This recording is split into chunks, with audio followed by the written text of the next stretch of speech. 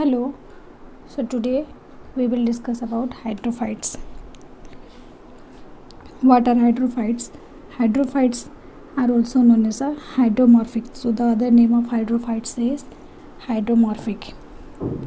Hydrophytes are those plants that grows in the water bodies or very close to water bodies or source or very wet place are called as a hydrophytes. So hydrophytes plants basically live in water bodies, live or grow in water bodies or very close to the water bodies or in wet place. So the plant which are found in water bodies are known as a hydrophytes. Type of hydrophytes. Hydrophytes are divided into three types. That one first is a submerged or partially submerged hydrophytes. Second is a floating hydrophytes. Third is a amphibious hydrophytes. Coming to the submerged hydrophytes.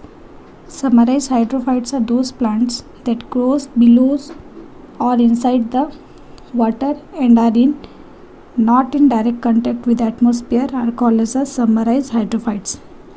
Submerged hydrophytes is also known as partially submerged hydrophytes, and the submerged hydrophytes plants are found or grow inside the water bodies, and this plant does not come in direct contact with atmosphere. Coming to the type of submerged hydrophytes. Submerged hydrophytes are again divided into two types. One is a rooted submerged hydrophytes. Second is a submerged free floating hydrophytes. Coming to submerged free floating. Submerged free floating hydrophytes are those plants they remain floating in the water in a complete submerged manner and not rooted to the mud. So the submerged type of hydrophytes plants, they float on the water bodies and the roots are not rooted in the mud.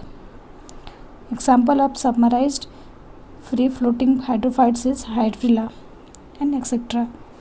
Coming to the rooted submerged hydrophytes. The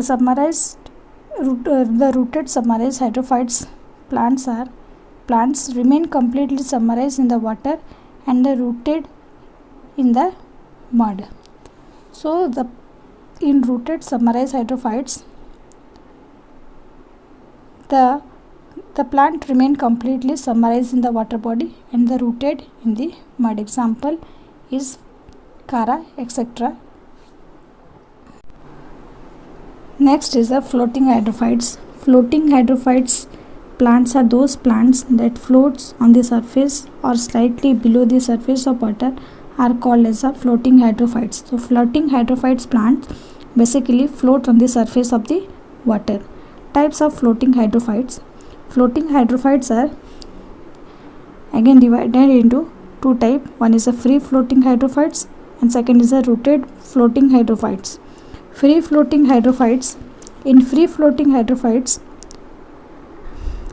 plants float freely on the surface of the water but are not rooted in the mud. In free floating hydrophytes, the plant freely float on the surface of the water bodies but the roots are not in contact with the mud. Example of free floating hydrophytes is Pistia, Ecornia, etc. Coming to the second type of floating hydrophytes, that is the rooted floating hydrophytes. In rooted floating hydrophytes, such type of hydrophytes, rooted is muddy substructions of the ponds, rivers, etc. but their leaves and flowering shoot floats on or above the surface of the water. So in rooted floating hydrophytes, the leaf and the flowers and the shoots floats on the surface or above the surface of the water. Coming to the rooted emergent hydrophytes. Third type of hydrophytes. This rooted emergent hydrophytes is also known as amphibian hydrophytes. The rooted emergent hydrophytes plants live in both aquatic and terrestrial conditions, and these are usually found in muddy or merely land. So, the rooted emergent hydrophytes is also known as amphibian hydrophytes, and these are found in both aquatic and terrestrial conditions. These are found mainly on muddy places or land. Now we will see about the adaptation of hydrophytes. The structural adaptations are mainly due to the high water content and the definite supply of oxygen. So the structural adaptation of hydrophyte plants are basically due to high water content and the definite supply of oxygen. The various adaptations are as follows. The reductions of productive tissues, that is the epidermic, is meant for absorption and not for protections. So in hydrophytes plant, the reduction of protective tissues, that is the epidermic tissue, is for absorption, it is not for protections. Basically what happens, epidermic cell protect the tissue, protect the leaf or stem, but here in hydrophytes, in the adaptation of hydrophytes, what happens, the epidermis help in the absorption. Coming to the next point, reduction of the supply or mechanical tissues due to lack of sclerenchyma tissue. Third is the reduction of conductive tissue, that is minimum development of vascular bundle. The fourth point is the reduction of absorbing tissue, that is root chiefly act as a anchor and root hair are leaking. Fifth point is there is a special development of air chamber, that is parenchyma, for irritations of internal tissues or to provide buoyancy for the plant. So this is all about the adaptations of hydrophytic plants. First is the reduction of protective tissue, reduction of supplying or supporting or mechanical tissue. Third is a reduction of conductive tissue. Fourth is a reduction of absorbing tissue. Fifth is the reduction of special development of air chamber, that is the parenchyma.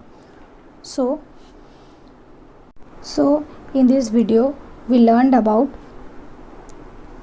three types of hydrophytes, that is the submerized, floating and amphibious hydrophytes. Submerized or partially submerized hydrophytes are divided into two types, that is a rooted submerized hydrophytes and submerized free floating hydrophytes.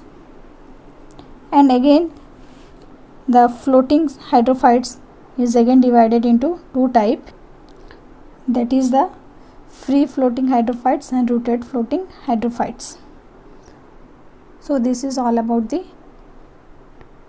hydrophytes.